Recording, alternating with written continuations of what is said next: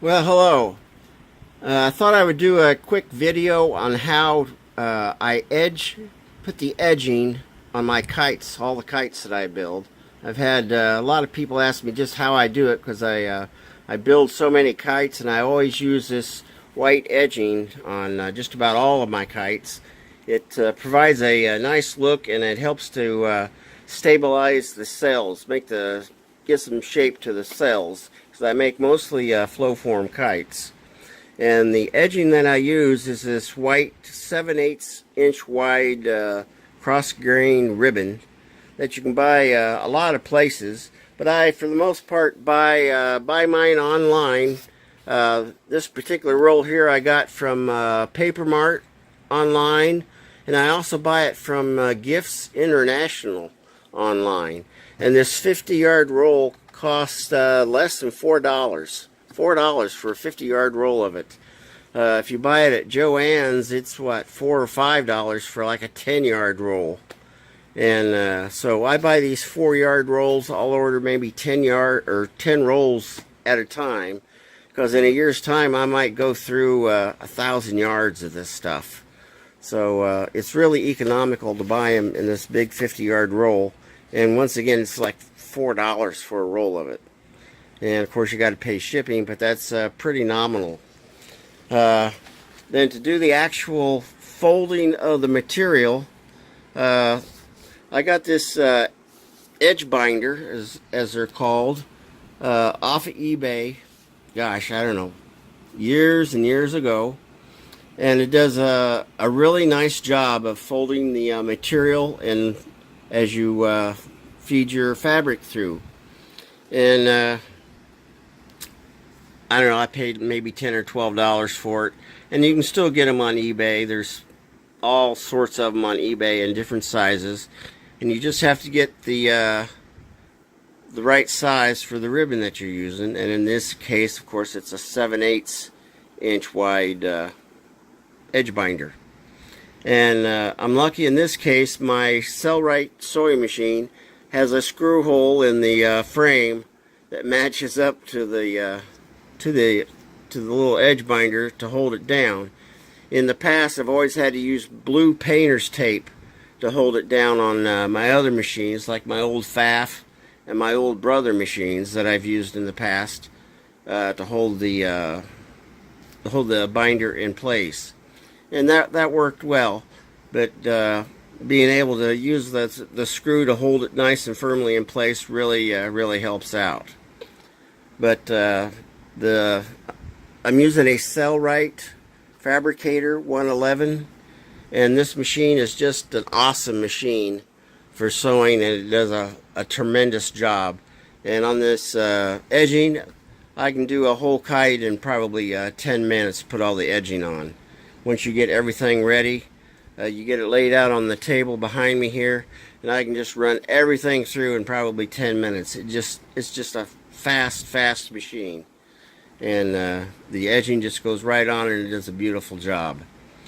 So I'll try to get things transitioned here, and I'll try to find my grandson here to hold the camera, and we'll do some edging. All right.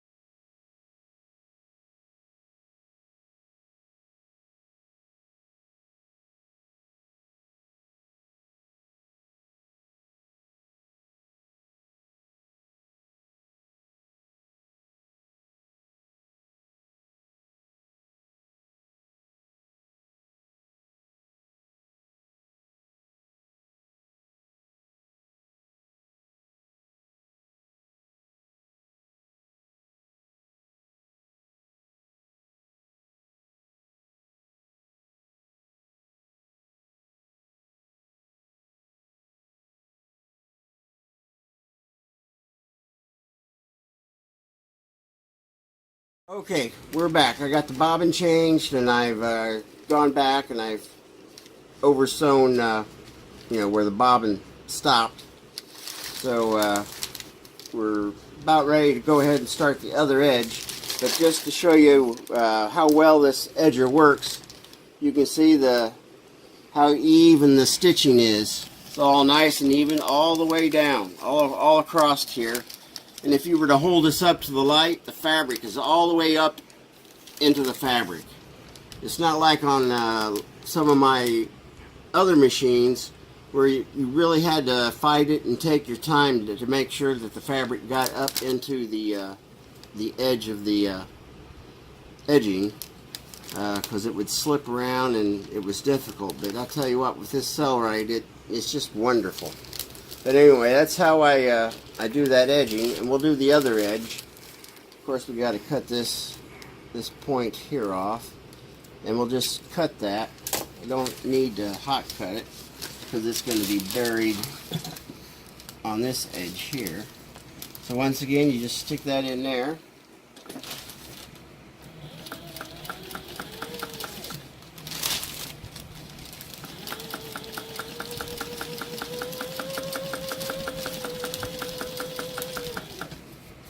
My chair screwed around here.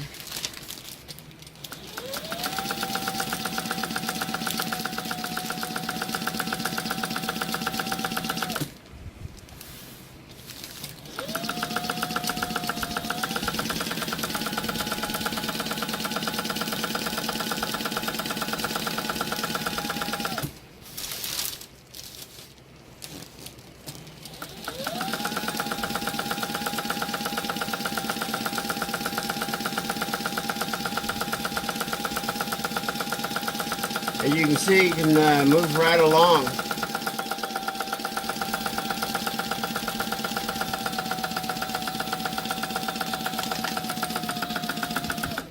We're going to kind of maybe slow down at the very end to make sure the end gets tucked in there. And once it's past, just cut it off. Whoops. Okay, that. And of course you go back and cut off the ends. Now for hot cutting, this is what I use. This is about a 50-year-old Weller soldering iron with a hot cutting tip on it. See that? It's flat. Usually when you buy one of these Weller soldering irons, it comes with the hot cutting tip, and it works well. Just pull the trigger, and it's like 140 watts on a full. When you pull the trigger all the way back, give it a second, put some cardboard underneath, and in this case I'm going to cut across like so, and it works well. And that keel is done, and that's how the edge binder works. Works pretty good. Alright, that's it.